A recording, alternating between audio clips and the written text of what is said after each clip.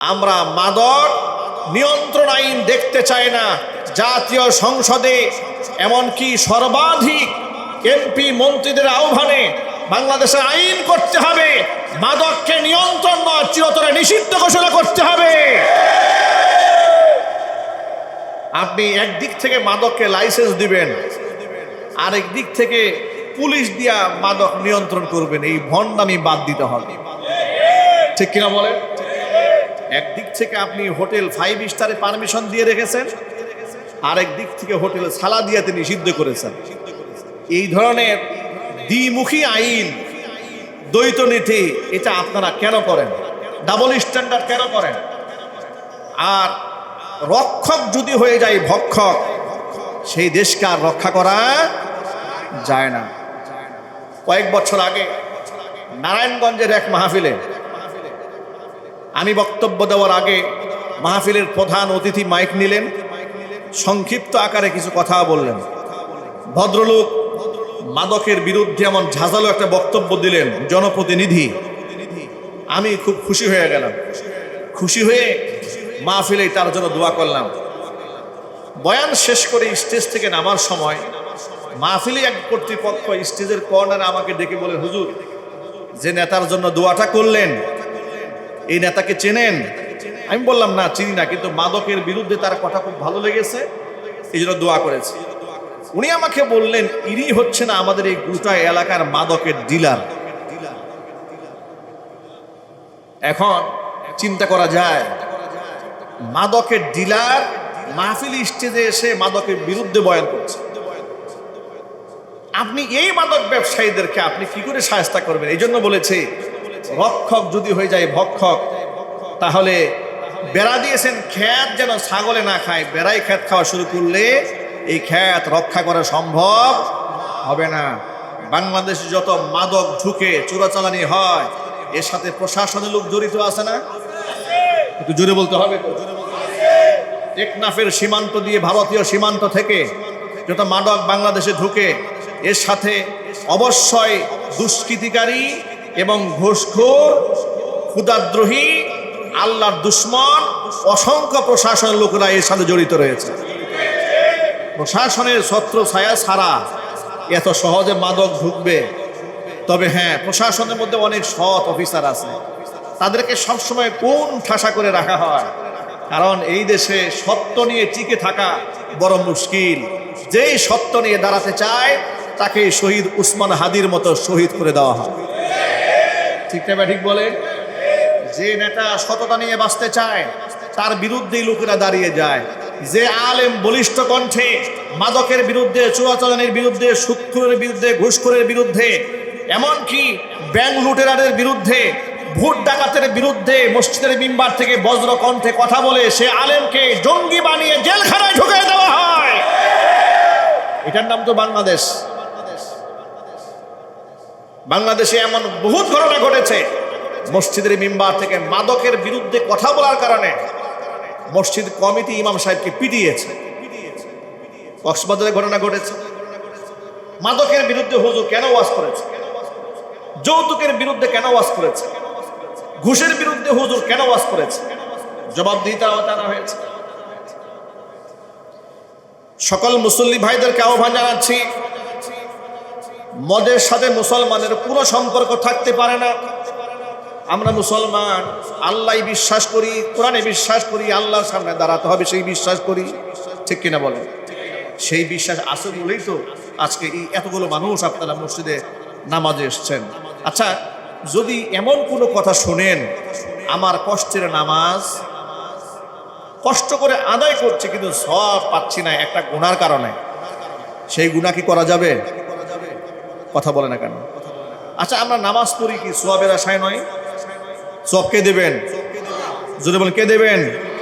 আল্লাহ দেবেন। কিন্তু আপনি শুনলেন যে এমন একটা গুনাহ আমার দ্বারা হয়েছে যে আগামী 40 দিনের আমার কোনো সিজদা দিয়ে কোনো ফায়দা হচ্ছে না, কোনো সওয়াব আমার আমলনামায় জমা হচ্ছে না। এমন একটা ভয়াবহ গুনাহ আমি করে ফেলেছি। এটা জানার পরে, শোনার পরে তওবা ছাড়া কোনো রাস্তা আছে? ইবনে মাজার একটা হাদিস শুনে আপনাদেরকে, নবী করিম সাল্লাল্লাহু আলাইহি ওয়াসাল্লাম বলেছেন, মান শারিবাল খামরা লাম তুকবাল সালাতুহু 40 ইয়াওমা, যে ব্যক্তি মদ্যপান করবে 40 দিন পর্যন্ত তার কোনো নামাজ আল্লাহর দরবারে কবুল হবে না। 40 দিন পর্যন্ত নামাজ কবুল হবে না। এই অবস্থায় যদি ওই লোকটা মারা যায়, সেই লোকটা জাহান্নামের আগুনে পুড়বে। তবে হ্যাঁ, তো বান্দা যদি তওবা করে ফেলে, আল্লাহ পাক তারে ক্ষমা করে দেবেন। সুবহানাল্লাহ। যদি সে তওবা করে ফেলে তাহলে আল্লাহ পাক তার নামাজও কবুল করবেন, তারে ক্ষমা করে দেবেন। কিন্তু সে তওবা করলো, তওবা করার পরে নামাজ শুরু করেছে, আবার মদ্যপান করেছে, আবার মদ পান করলো। নবীজি সাল্লাল্লাহু আলাইহি সাল্লাম বলেন আবারও তার জন্য 40 দিন নামাজ কবুল হওয়া বন্ধ হয়ে গেল। তবে বান্দা যদি তওবা করে ফেলে, যদি মরে যায় জাহান্নামে চলে যাবে। তবে যদি তওবা করে ফেলে তাহলে আল্লাহ পাক তার তওবা মঞ্জুর করবেন, দ্বিতীয়বার তওবা কবুল করে নেবেন। এরপরে আবার সেই ব্যক্তি মদ খেয়েছে তৃতীয়বার। কয়বার গেল এটা? 3 নাম্বার। প্রথম খেয়েছে, তওবা করেছে, আল্লাহ মাফ করে দিয়েছে। দ্বিতীয়বার খেয়েছে, আবার তওবা করেছে, আল্লাহ মাফ করে দিয়েছে। তৃতীয়বার আবারও ব্যক্তি তওবা করেছে, তওবা করার পর আবারও মদ খেয়েছে। আল্লাহ নবী বলেন তৃতীয়বার আবার ব্যক্তি মদ পান করেছে, এই অবস্থায় যদি সে তওবা না করে মারা যায়, সে জাহান্নামে যাবে। আর মারা যাওয়ার আগ পর্যন্ত 40 দিন তার কোনো নামাজ কবুল হবে না। তবে বান্দা যদি তওবা করে ফেলে, আল্লাহ পাক তাকে ক্ষমা করে দেবেন। চতুর্থবার আবারও যদি বান্দা তওবার পরে আবারও মদ্যপান করে, নবীজি বলেছেন সেই ব্যক্তির অবশ্যই ব্যক্তি যদি তওবা না করে, কিন্তু চতুর্থবার যখন ব্যক্তি করবে তখন আর তওবা করার সুযোগ হয়তো তার হবে না। ব্যক্তির জন্য আল্লাহ রাব্বুল আলামিন জাহান্নামের যারা তিবাতুল খাবার, অবশ্যই জাহান্নামীদের পূজা আল্লাহ পাক এই ব্যক্তিদেরকে পান করাবেন। জোরে কোন নাউজুবিল্লাহ। মদ, মাদকতা, এটা শুধুমাত্র মদকে বোঝায় না, এর সাথে আসে গাঁজা, এর সাথে সম্পৃক্ত হচ্ছে হেরোইন, কোকেইন, সীসা, তারি। মাদকতা বলতে যা বোঝায়, সমস্ত মদ, সমস্ত মাদকতা, নেশাদ্রব্য এই হুকুমের আওতাভুক্ত। যে এর সাথে সম্পৃক্ত হবে তার সমস্ত 40 হয়ে যাবে। আল্লাহ আমাদেরকে এই ভয়াবহ গুনাহ থেকে হেফাজত করো। জোরে কোন আমিন। এই জন্য করণীয় কি? করণীয় হচ্ছে শিশুকাল থেকে সন্তানদের মন এবং মস্তিষ্কে আল্লাহর ভয়, আল্লাহর জবাবদিহিতার ভয় ঢুকাতে হবে। এমনকি মাদকের ভয়াবহতা বাচ্চাকাল থেকে এদেরকে শেখাতে হবে। ঠিক কিনা বলেন? মদ কেন খাওয়া যাবে না, বিড়ি সিগারেট হাতে কেন নেওয়া যাবে না, শিশুকাল থেকে এই মদের প্রতি, নেশার প্রতি এদের একটা বিদ্বেষ তৈরি করতে হবে, যেটা ভয়াবহতা। এমনই ভয়াবহতা যে এটা ধরা যাবে না, এটা ছোঁয়া যাবে না, এটা খাওয়া যাবে না। শিশুকাল থেকে মস্তিষ্কে যদি ঢুকাতে না পারি, তাহলে এই সন্তানদেরকে মাদক ব্যবসায়ী থেকে বাঁচানো যাবে না, মাদক সেবী হওয়া থেকেও বিরত রাখা যাবে না, এদের চরিত্রও ঠিক রাখা যাবে না। এরা কিশোর গ্যাং হবে, আপনার চোখের সামনে আপনার গলায় ছুরি ধরবে, আপনি এদেরকে কন্ট্রোল করতে পারবেন না। এই জন্য চিরন্তন জীবন ব্যবস্থার নাম ইসলাম। এই কোরআন মানুষকে মদ চিরদিনের জন্য হারাম ঘোষণা করেছে। যদি বলেন সুবহানাল্লাহ। ভাইরা আমার, এই জন্য মাদকতার ব্যাপারে, মদের ব্যাপারে সমস্ত মানুষকে সচেতন হতে হবে। নিজেরা মদ্যপান করব না, মদ্য পায়ে তাদের সহযোগী হব না। আল্লাহ নবী সাল্লাল্লাহু আলাইহি সাল্লাম মদের সাথে সংশ্লিষ্ট 10 শ্রেণীর মানুষকে লানত দিয়েছেন। যে ব্যক্তি মদ প্রস্তুত করে তার উপর নবীজি লানত দিয়েছেন। যেই ব্যক্তি প্যাকেজিং করে তার উপর নবীজি লানত দিয়েছেন। যেই ব্যক্তি মদ বিক্রি করে তার উপর আল্লাহ নবী লানত দিয়েছেন। যেই ব্যক্তি মদ কিনে তার উপর লানত দিয়েছেন। যেই ব্যক্তি মদ বহন করে তার উপর আল্লাহ নবী লানত দিয়েছেন। যেই ব্যক্তি মদের টাকার মধ্যে ইনভেস্ট করে ব্যবসায়, তার উপর লানত দিয়েছেন। মদের লভ্যাংশ যারা নেয় তাদের উপরে নবীজি লানত দিয়েছেন। মদের সাক্ষী যেই ব্যক্তি হয় তার উপর নবীজি লানত দিয়েছেন। এরকম 10 শ্রেণীর মানুষের উপর আল্লাহ নবী লানত দিয়েছেন। একটা মুসলিম দেশে কোনোদিন মদের কারখানা থাকতে পারে না। ঠিক কিনা বলেন? বাংলাদেশে মদের কারখানা আছে না? কথা বলে না? নাই। মদের লাইসেন্স দেওয়া হয় না? হ্যাঁ, মদের লাইসেন্স দেওয়া হয়, মদের কারখানাও আছে। আরো আশ্চর্য ব্যাপার, ডক্টর মোহাম্মদ ইউনূসের সময়ে আমেরিকার সাথে চুক্তি করেছে, রাষ্ট্রীয় চুক্তি। কি চুক্তি? সেই চুক্তি হচ্ছে হারাম শূকরের গোশত, এটা আমেরিকা থেকে বাংলাদেশে তারা আমদানি করবে। জোরে কর নাউজুবিল্লাহ। অনুমোদন রাষ্ট্রীয়ভাবে দিয়েছে। ঠান্ডা মাথায় কি কাজগুলো করেছে দেখেছেন?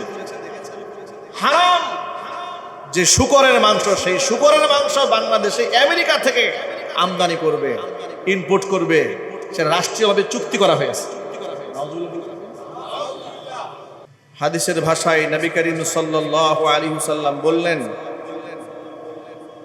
ইজতানিবুল খামরা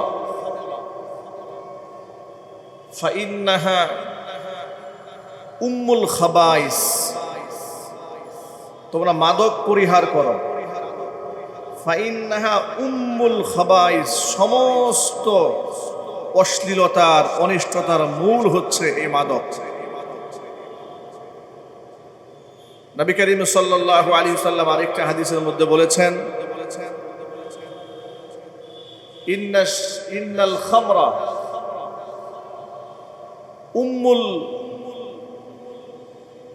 উম্মুশ শাররি,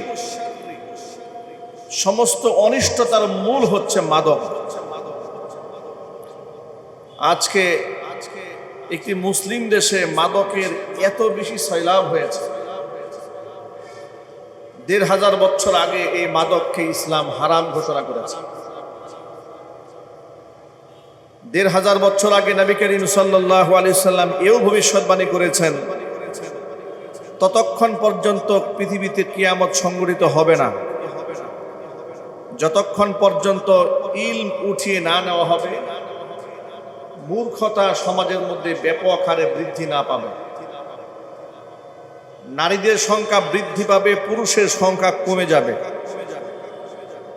নারীদের সংখ্যা বৃদ্ধি পেতে পেতে অবস্থা এমন হবে, একজন পুরুষের দায়িত্বে ন্যূনতম 50 জন নারী থাকবে। মূর্খতা সয়লাব হয়ে যাবে এবং মদ এবং ব্যভিচার মারাত্মকভাবে সমাজের মধ্যে বৃদ্ধি পাবে। অন্য একটা হাদিসের মধ্যে এসেছে, শুধুমাত্র মদ বৃদ্ধি পাবে তাই নয়, আল্লাহ রাসূল সাল্লাল্লাহু আলাইহি সাল্লাম বলছেন, আমার উম্মতের কিছু অংশের লোকেরা মদকে বৈধ মনে করে পান করবে, এমনকি তার নামটা পর্যন্ত চেঞ্জ করে ফেলবে। মদের এখন অনেক নাম হয়েছে। মদের নাম হয়েছে কোকেইন, নাম হয়েছে ড্রিঙ্কস, পাওয়ার ড্রিঙ্কস, নাম হয়েছে হুস্কি, নানা ধরনের নাম দিয়েছে। নাম দেওয়া হয়েছে সীসা। আল্লাহ নবী সাল্লাল্লাহু আলাইহি সাল্লাম বলেছেন, কুল্লু মুস্কিরিন খামরুন, মাদকতা সৃষ্টিকারী প্রত্যেকটা জিনিসই মদ। ওয়া কুল্লু খামরিন হারামুন, আর সব ধরনের মাদকতা ইসলাম হারাম ঘোষণা করেছে। মাথার মস্তিষ্কে ক্রিয়া সৃষ্টি করে, আকল বুদ্ধি লোভ সৃষ্টি করে দেয়, এমন প্রত্যেকটা জিনিস ফাকালিলুহু ওয়া কাসীরুহু হারামুন, এর অনেক অংশ পান করলেও হারাম, সামান্যতম একটু অংশ পান করলেও হারাম। ইসলাম এই পৃথিবীতে গোটা মানব সভ্যতার জন্য কমপ্লিট হওয়ার আগে আরবের জাহিলি যুগে মদ্যপানটা একটা স্বাভাবিক কালচারের রূপ ছিল। আমাদের সমাজের মধ্যে মানুষ যেমন ভালো মন্দ কিছু খাওয়ার পরে সেভেনা, পার্সিকুলা, কোকাকোলা, মেরিন্ডা, স্প্রাইট, নানা ধরনের পানীয় পান করে, ঠিক মদ পান করাটা আরব কালচারে এটা একটা স্বাভাবিক কালচার ছিল। কিন্তু সেই স্বাভাবিক কালচারটাকে আল্লাহ তাআলা খুব সহজভাবে ধীরে ধীরে ধীরে ধীরে মানুষের উপর হারাম করেছে। প্রথমে এক ধাক্কাতে আল্লাহ তাআলা মদকে হারাম করে দেন। মাদকের যে ভয়াবহতা, একটা সমাজকে কিভাবে মাদক ধ্বংস করে দেয়, মানুষের মস্তিষ্ক কিভাবে ধ্বংস করে দেয়, সমাজের মধ্যে কিভাবে বিশৃঙ্খলা সৃষ্টি করে, তার সামাজিক বাস্তবতা, এই সমাজে যত হত্যা হয়, খুন হয়, ধর্ষণ হয়, আমি যদি বলি 95% অপরাধের সাথে এই মাদকতার সম্পর্ক রয়েছে। এর কোনো সন্দেহ নাই। আপনারা আবরার ফাহাদের হত্যাকাণ্ডের ব্যাপারে ইতিহাস আপনাদের মনে আছে। বুয়েটের মেধাবী ছাত্র আবরারকে যখন হত্যা করা হয়েছিল, বিশ্ববিদ্যালয়ে যে কক্ষে তাকে মারা হয়েছিল, যারা তাকে মেরেছে, রিমান্ডে যখন তাদেরকে জিজ্ঞাসাবাদ করা হয়েছিল, তখন তাদের একজন দাঁড়িয়ে বলেছিল, আমরা পুজোতে গিয়েছিলাম, সেই পূজায় গিয়ে কিছু মদ খেয়েছিলাম, মাথা ঠিক ছিল না বিদায় পিটিয়ে হত্যা করেছে। অনুরূপভাবে আপনি গাজীপুরের এই আমাদের ঢাকা গাজীপুর যে মহাসড়ক, ময়মনসিংহ মহাসড়ক, টুঙ্গি এলাকাতে ফ্লাইওভারে অনেক সময় চুরি হয়, ডাকাতি হয়, ছিনতাই হয়।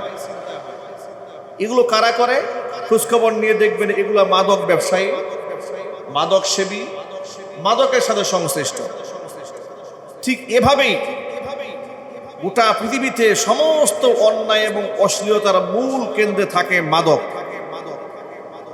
এই জন্য আল্লাহ তাআলা ১৫০০ বছর আগে কোরআনে আয়াত নাজিল করে এই মদকে হারাম করে দিয়েছেন।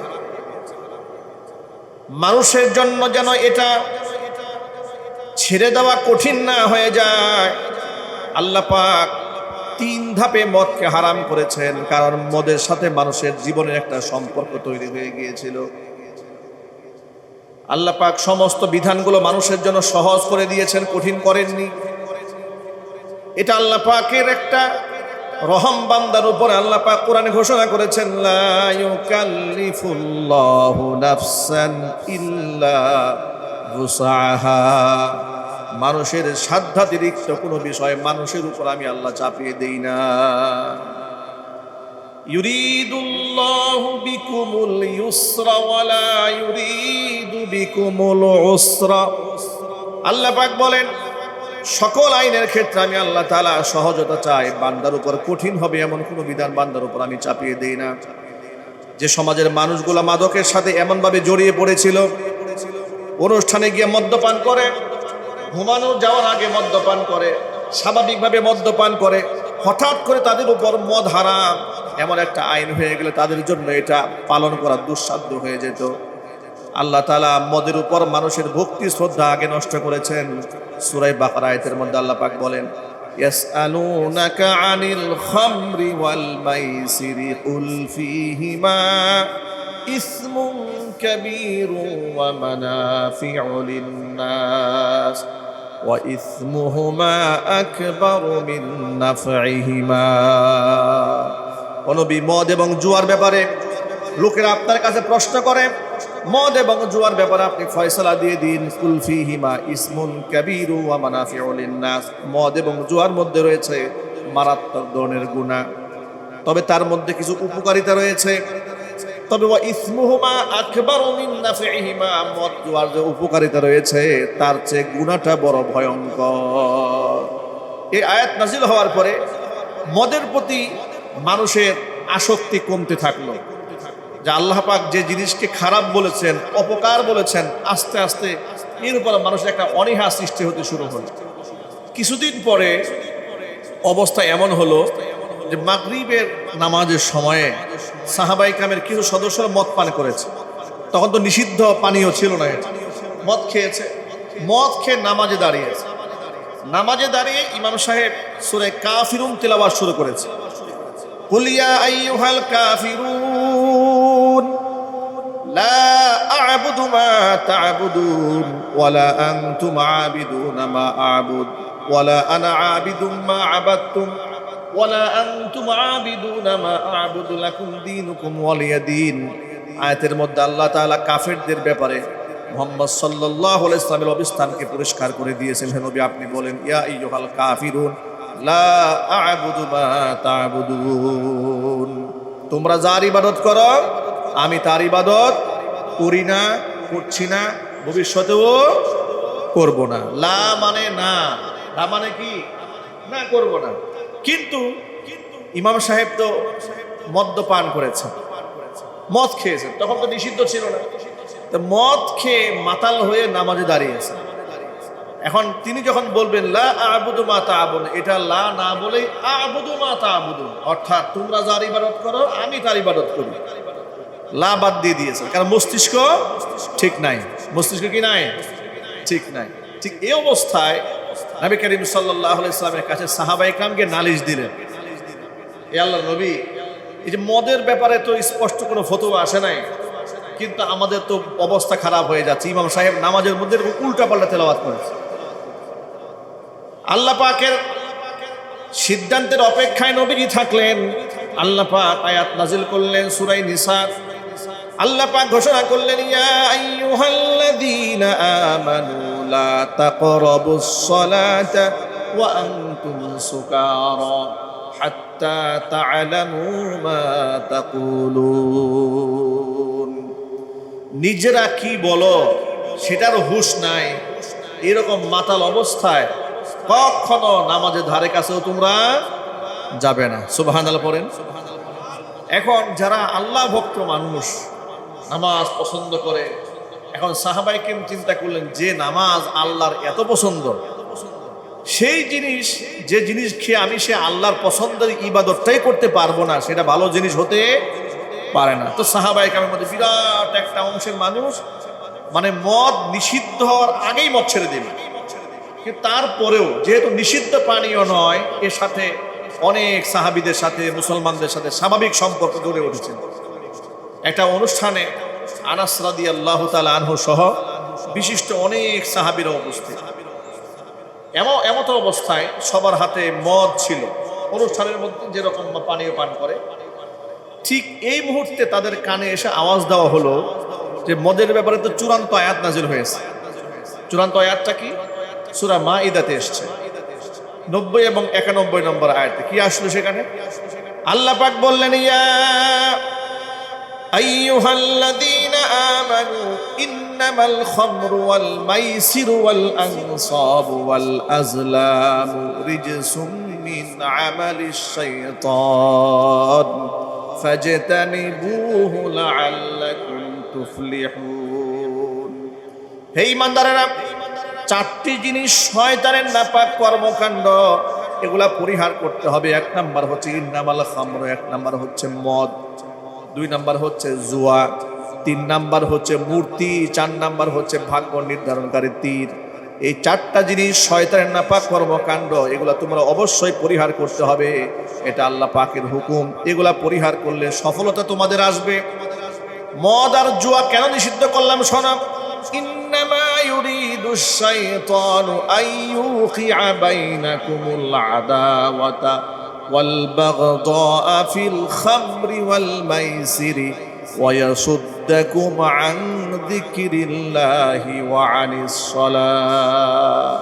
মদ এবং জুয়ার মধ্য দিয়ে সমাজের মধ্যে শয়তান তোমাদের ভ্রাতৃত্ব নষ্ট করে দিয়ে একে অপরের সাথে শত্রুতা তৈরি করতে চায়। ইন্নামা ইউরিদুশ শাইতান, নিশ্চয়ই শয়তান চায়, আইয়ুকিআ বাইনাকুমুল আদাওয়াতা ওয়াল বাগদা, তোমাদের ভাই ভাই শত্রুতা তৈরি করতে চায়। আচ্ছা, মাদক সেবীদের সাথে ভাই বোনদের সম্পর্ক ভালো থাকে? একটু জোরে আওয়াজ দিয়ে বলেন। মাদক সেবী বাবার সাথে সন্তানের সম্পর্ক ভালো হয়? মাদক সেবী স্বামীর সাথে স্ত্রীর সম্পর্ক ভালো হয়? মাদক সেবী প্রতিবেশীর সাথে প্রতিবেশীর সম্পর্ক ভালো হয় না? ভালো হয় না। মাদক সেবী কিংবা ব্যবসায়ী একজন ব্যক্তির সাথে পাশের যে দোকানদার ব্যবসায়ী তার সাথে সম্পর্ক ভালো থাকে? ভালো থাকে না। আল্লাহ পাক বলছেন, ঠিক জুয়া এবং মদ দিয়ে শয়তান তোমাদের মধ্যে শত্রুতা তৈরি করতে চায়, এগুলো তোমরা চিরতরে পরিহার করো। এই আয়াত নাজিল হওয়ার পরে আনাস ইবনে মালিক রাদিয়াল্লাহু তাআলা আনহু সহ বিশিষ্ট বহু সাহাবায়ে কেরাম এক জায়গায় উপস্থিত ছিলেন। যাদের হাতে মদের বোতল ছিল তারা ফেলে দিলেন, ঘোষণা করলেন, যার হাতে মদের যা আছে, মটকা আছে, হাড়ি আছে, সব ফেলে দাও। তাৎক্ষণিক সকলে ফেলে দিলেন।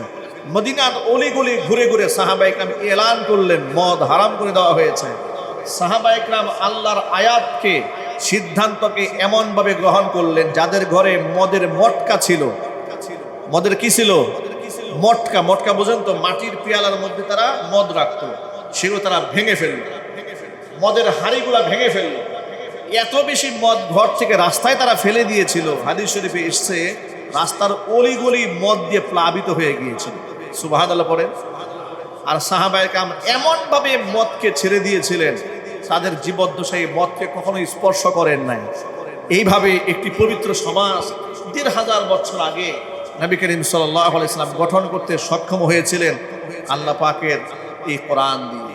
কি দিয়ে জোরে বলেন তো ভাই, সবাই বলেন কি দিয়ে? সে আয়াত এখনো আছে না নাই? জোরে বলুন। কিন্তু সে আইন নাই সমাজে, বাস্তবায়ন নাই সমাজে।